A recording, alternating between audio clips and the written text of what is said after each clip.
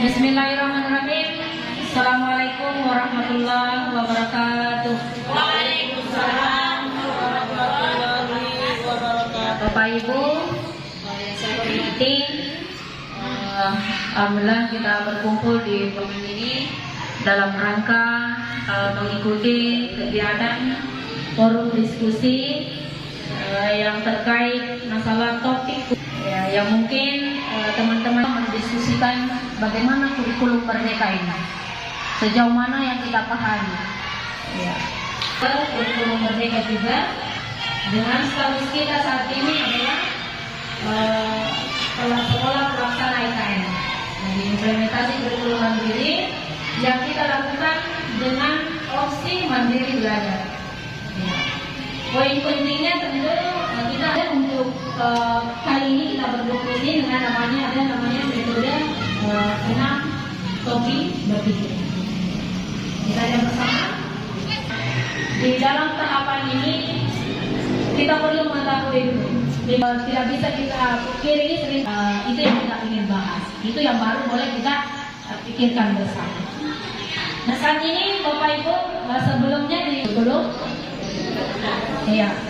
masih kurikulum 2013.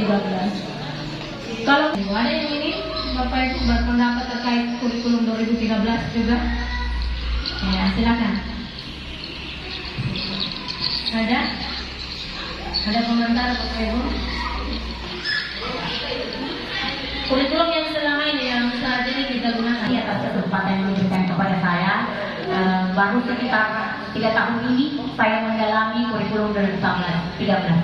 Hal-hal yang saya dapatkan atau yang saya pahami terkait dengan kurikulum 2013 ini adalah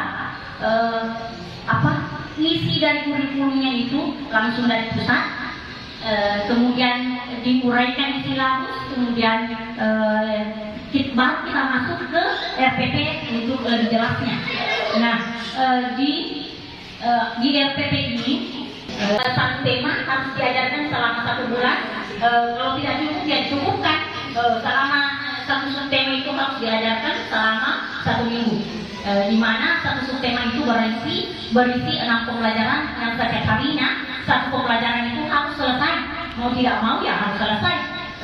Kemudian muatan dari pembelajaran, muatan materi dari buku teks itu umumnya berpusat di Jawa. Saya lihat, mulai yang kebanyakan itu yang saya lihat adalah keragaman. Kalaupun ada itu minim sekali dia berada di selatan jarang sekali. Ya, seperti itu. Berbeda dengan kurikulum merdeka yang saya pahami mungkin sedikit sekali, tapi yang saya pahami di kurikulum merdeka kurikulumnya itu diadopsi oleh sekolah. Diadopsi dalam artian bisa diubah, bisa. Baik, kita sama-sama tadi sudah dengarkan pendapat Ibu Ayu ini, pengalaman beliau ini menerapkan kurikulum 2013. Kita itu yang berhak kita lakukan adalah RPP-nya, tuangkan dalam bentuk RPP. Apa itu? Karena tidak berhasil menyelesaikan dengan waktu yang sudah dia tentukan. Kenapa? Karena kita ini adalah manusia biasa. Mungkin ada kalian kita sakit, ada izin, jadi tentu keberlangsungan pembelajaran yang sudah disetting tadi itu yang harus berlangsung 6 hari 6 pembelajaran itu terkendala. Akhirnya molor, akhirnya waktu mepet, tidak bisa. Bebas artinya dia nggak lihat ibu atau tidak ada sama sekali. Bisa rasakan begini ya. Oh ini yang merdekanya. Ternyata seperti yang tadi Ibu Ayu sudah sampaikan. Nih bagaimana Ibu Alinya itu materinya itu cenderung betul kayak itu cenderungnya ada contoh-contoh yang diberikannya ke Jawa, ke sekali-kali Papua, karena itu yang identiknya kita itu Papua, kan Bali, nah itu. Jadi terlupakan itu Sulawesi. Ya, sumber pokoknya itu nih yang paling kita penuhi itu kalau guru. Ya, padahal inilah kelemahan kita mencari sumber belajar selalu menonton apa yang disediakan pemerintah itu bisa saja. Tidak coba-coba kita maka hadirlah kurikulum merdeka. Kita coba-coba untuk merubah diri lebih dimerdekakan di sumber belajar, di disesuaikan dengan budaya lokal. Bahkan kurikulum itu yang ada di SD di Memapan mungkin jelas berbeda. Apalagi Sapuiha yang notabene lingkungannya adalah pesisir. Pesisir berarti latar belakang ekonomi sosial budaya di sana juga berbeda dengan kita. Ya, begitu. Baik, next kita lanjut Bapak Ibu. Nah, nih mata selanjutnya kopi merah Bapak Ibu. Di sini adalah ya merah, namanya merah ini ya. Ini kondisi di mana kita akan meluapkan namanya emosi kita, mungkin perasaan tadi. Nah, Bu Ayu sudah ada sedikit tadi luapkan di situ, mungkin sedikit kesimpulannya Bu Ayu mumet juga ini kurikulum 2003. Di negatifnya juga ada apa kita tuangkan di sini terkait berubahnya paradigma kita. Diminta kita berubah.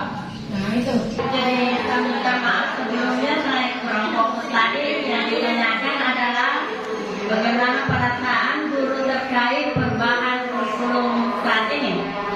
Nah, kalau kami dari khususnya dari kelas 6, ya kami menerima perubahan itu bahwa kita harus selalu siap dengan keadaan apapun. Sebagaimana kita ini guru, kita harus selalu siap perubahan apa yang sudah dirancang oleh pemerintah. Maka disitulah lagi kita harus mengikuti keadaan atau bagaimana kita beradaptasi terhadap kurikulum tersebut. Karena kita tidak boleh mengatakan, saya tidak bisa, ini sulit, sedangkan kita ini dikatakan guru.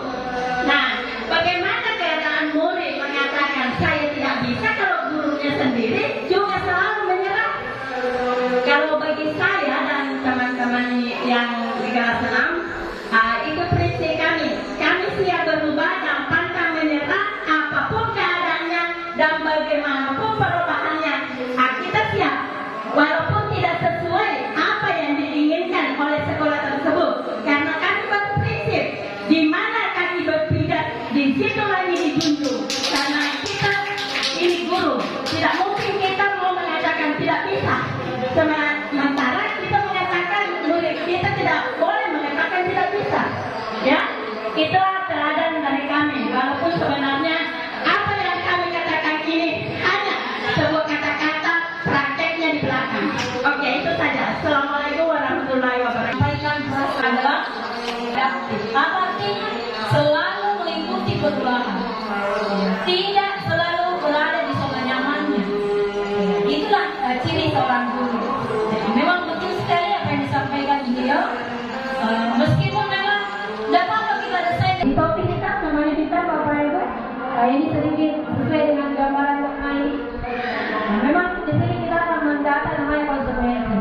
Ada sanksinya Bapak Ibu. Artinya apa tadi Wanita mengatakan? Kita harus adaptif, kita harus berubah.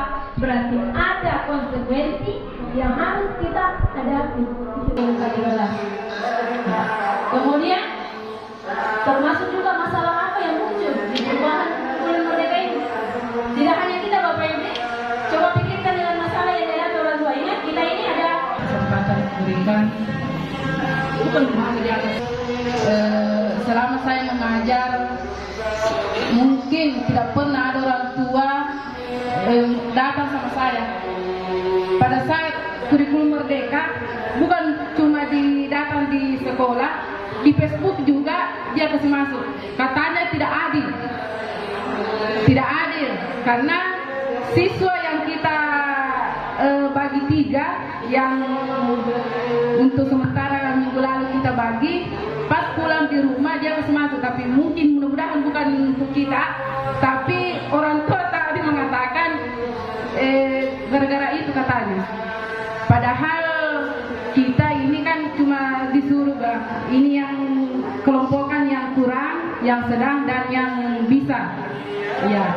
Dan tadi lagi Bu, mungkin bukan murid saya wakili Bu Anti, ada orang tua yang langsung tendang anaknya di depan siswa, di depan kita ini, orang tua kelas 1 di situ langsung dia tendang. Katanya anaknya tidak pintar, dia langsung tendang kakinya. Jadi kita ini guru merasa salah kah ini, kenapa nah langsung ini guru. Tapi saya sama Ibu Anti cuma diam, bilang, ya Ibu nanti di rumah kita ajar anak tak, jangan langsung banyak, malu anak tak Bu, nanti kita pergi sekolah gara-gara ini, karena dia itu keinginannya orang tuanya mau, maksudnya mampu, iya mampu, tapi dia merasa bagaimana karena saya saja bertanya orang tua murid, kenapa Bu anakku dikasih pindah tempat duduk? Ya saya jelaskan lewat WA atau lewat grup. Langkah ini Bu, begini, ada saya bagikan kertas, kita checklist apa kepribadiannya anak tak, baru kita kumpul. Nah, nanti saya kumpul, baru kita lihat yang mana yang bisa sama dengan teman yang bisa, yang sedang, yang tidak. Ya, jadi itu mungkin untuk sementara Bu. Terima kasih atas kesempatannya Bu. Bagiannya dulu. Ya. Masalah-masalah yang seperti ini terkait masalah orang tua dan anak didik kita, memang harus selalu kita berusaha bagaimana kita meluruskan ya apa yang kita berikan pembelajaran di kelas. Ya, itu seperti itu Bapak Ibu. Dan kalau literasi anak-anak itu kita tanya, anak-anak ini kalau literasi selama ini literasi sudah ada perubahannya. Ya, berarti ada mungkin perlu kita mencari solusi ini bagaimana caranya. Tentu orang tua akan lebih kenal anaknya dibandingkan kita. Maka diskusi ini penting Bapak Ibu. Jadi bagus sekali masalah yang ditunjukkan tadi oleh Ibu Ani. Dan mungkin akan kita rasakan juga di kelas-kelas yang lain. Tapi belum dimuncul orang tua. Karena pemahaman mereka dengan kita jangan sampai terjadi miskonsepsi seperti tadi. Nah, supaya sejalan orang tua memahami, baru kita bisa nyaman juga mengajar mendidik anak. Saya kira itu. Kita lanjut. Nah, topik kuning mulai sedikit warnanya mulai beradaptasi. Kalau kuning-kuning itu sedikit mulai ya. Tidak terlalu matang nih kalau kuning-kuning itu. Apa di sana? Ya, melihat sisi positif masalah kita. Masalah yang muncul tadi baik di kurikulum 2013 seperti yang dalam melalui angket untuk melihat apakah dia visual atau dia auditory atau dia kinesthetic atau malah ada lagi kayak lain. Sisi positifnya atau ada kebaiknya atau belum ada baiknya. Si mungkin ada apa? Ya. Apa disampaikan juga itu. Tapi harusnya lebih merah tadi yang saya ungkapkan itu. Kalau ada yang tidak enak. Ya. Kalau sekarang ini tibanya di topik kuning berarti kita inginkan sisi positifnya. Mungkin dari sisi positif bagaimana belajar di PMN boleh. Ya, paling mirip mungkin ada komentar. Sisi bahkan tidak mungkin yang dipenuhi. Kalau menurut saya dari sisi positifnya kan di kelas saya untuk saat ini saya sudah bisa yang pintar membaca, sederhana dan untuk yang tidak lancar membaca yang saya posisikan mulai dari 2 hari setelahnya, mulai sekarang dia sudah rajin membaca karena saya kasih tahu kalau sudah rajin pintar membaca pindah ke sini. Jadi kalau ini sudah pintar menulis juga pindah ke sini. Nah, yang tidak tahu membaca itu hari-hari dia tagih saya, Bu, saya semangat lagi membaca karena saya sudah rajin di rumah. Dan ternyata memang dia sudah mulai bisa membaca yang perempuan, sudah ada yang mulai pintar membaca sekarang karena selama katanya ini dia dipindahkan tempat, dia rajin membaca di rumah, latihan membaca. Karena saya panggil datang sore, yang saya panggil datang yang tidak tahu membaca, ternyata satu kelas datang, jadi saya kewalahan. Karena satu kelas, saya minta datang hanya 6 orang, semua mau datang, semua mau belajar. Jadi saya kewalahan. Jadi saat tempatnya, saya dulu membaca, ternyata ada 6 orang saya pisah. Nah, sekarang sudah ada 3 orang yang sudah mulai bisa membaca. Tapi belum saya pindahkan. Tunggu dulu 1 minggu. Kalau sudah ada perubahan, saya sudah pindahkan lagi.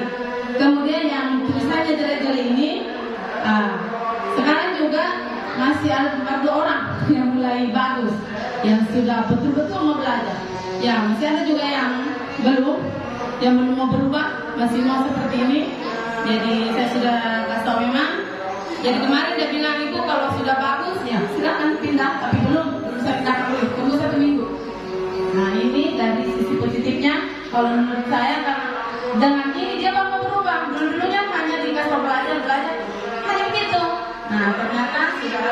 perubahan. Dan sekian, Assalamualaikum warahmatullahi wabarakatuh. Ya, salah satu praktik motivasi dari anak. Saya tidak mau dikelompokkan dengan yang tidak bisa membaca. Ya. Ini ada sedikit nilai positif karena selain juga yang bernilai negatif tadi yang dirasakan banyak dengan mengelompokkan begitu cenderung dirasakan tidak adil, tapi ada juga yang bernilai positif. Ya, kan membangkitkan semangat lingkungan mau belajar keras. Nah itu, jadi Bapak Ibu selalu fleksibel, jadi tidak menonton terus misalnya dikelompokkan terus boleh, mari gabungkan lagi, tidak apa-apa untuk menetralkan mereka punya yang papan tulis tadi berbentuknya begini Bu, selalu boleh begini setiap tahun, selalu habis. Masih ada ya 5 menit Bapak Ibu 7 menit, nanti ini baru kita selesai. Topi hijau sekarang dengan kondisi di mana tahapan mencari solusi. Nah itu tadi satu waktu langsung anak itu dipisahkan di situ terus enggak begitu Bapak Ibu diferensiasi maksudnya enggak ya. Jadi kuasa boleh lagi berubah sesuaikan lagi dengan materi lakukan itu saya kira sudah ada di tadi juga ada paguyuban juga salah satu pembelajaran tadi diferensiasi mulai sedikit muncul meskipun baru kelas 1 dan kelas 4 tapi kalau berbeda dengan cara yang saya melakukan masalahnya. Nah itu pasti apa yang bisa kita kerjakan itu tadi satu cara membentuk paguyuban supaya terjadi komunikasi yang intensif antara kita dan orang tua. Jangan itu, jangan sudah mengelola semuanya, tidak akan bisa menarik ke sini. Sekarang pertanyaannya, saya mau tanya dulu, karena penerapan kurikulum merdeka ini ke depan dengan di mandiri belajar ini diferensiasi yang tadi sama-sama saya dengar sampai depresi dengan baik itu yang namanya penerapan kurikulum merdeka. Diferensiasi Bapak Ibu pahami dengan baik karena saya inginkan juga teman-teman memahami dengan baik apa itu diferensiasi supaya kita bisa meluruskan ke orang tua pandangan pendapat yang tadi miskonsepsi itu. Jadi pahami dulu dengan baik, pelajari sekali lagi, bukan lagi jangan sampai orang tua begitu ya yang namanya kamu betul dari diferensiasi tidak adil masa mau diciptakan ketidakadilan ya. Jadi cek kembali, buka kembali, pelajari kembali, merdeka belajar, ingat kembali nih merdeka belajar di mana karena kita mengarahkan ke sana. Jadi Bapak Ibu ini begitu. Kemudian kesimpulannya ya, kita lanjutkan tetap maju ke depan, maju terus, pantang mundur ataukah seperti apa Bapak Ibu? Silakan. Ada yang komentar, Ibu Nusri mungkin? Tidak paham waktu rapat kemarin saya tentang pembelajaran diferensiasi itu saya tidak hadir. Penyampaian kemarin dari ujung katanya kita harus belajar dengan cara pembelajaran diferensiasi. Kemudian saya depresiasi. Kemudian saya pulang, saya mencari di Google apa itu depresiasi. Ternyata itu apa lagi? Tetapi saya temukan di poin di bawah itu diferensiasi. Nah itu saya belum membaca banyak tentang hal itu Bu. Iya, jadi saya masih butuh sekali belajar dulu untuk belajar. Penting sekali kita mengungkapkan supaya saya tahu langkah apa untuk memenuhi. Saya juga berdiferensiasi dengan Bapak Ibu. Saya memberikan kebebasan untuk bisa memilih, bahkan tidak ikut juga pembahasannya makanya tertinggal. Ini tidak boleh dibiarkan. Jadi tentu kita membantu jangan sampai nanti itu depresiasi terjadi. Bukan depresiasi, malah depresi. Mempersiapkan diri, termasuk dengan orang tua tadi saya sekali lagi saya ingatkan ini harus ada langkah ini. Berkoordinasi dengan orang tua. Sekiranya kita tentukan tetap maju terus, pantang mundur.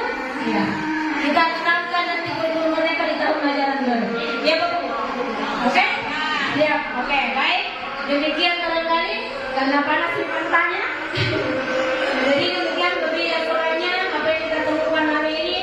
Ya, diambil sisi positifnya, ditinggalkan yang negatifnya, pengalaman yang ada di memberikan pembelajaran. Terima kasih atas segala waktunya. Demikian, wabillahi taufiq wal hidayah. Assalamualaikum warahmatullahi wabarakatuh. Semua akhir kata saya ucapkan alhamdulillah. Assalamualaikum warahmatullahi wabarakatuh.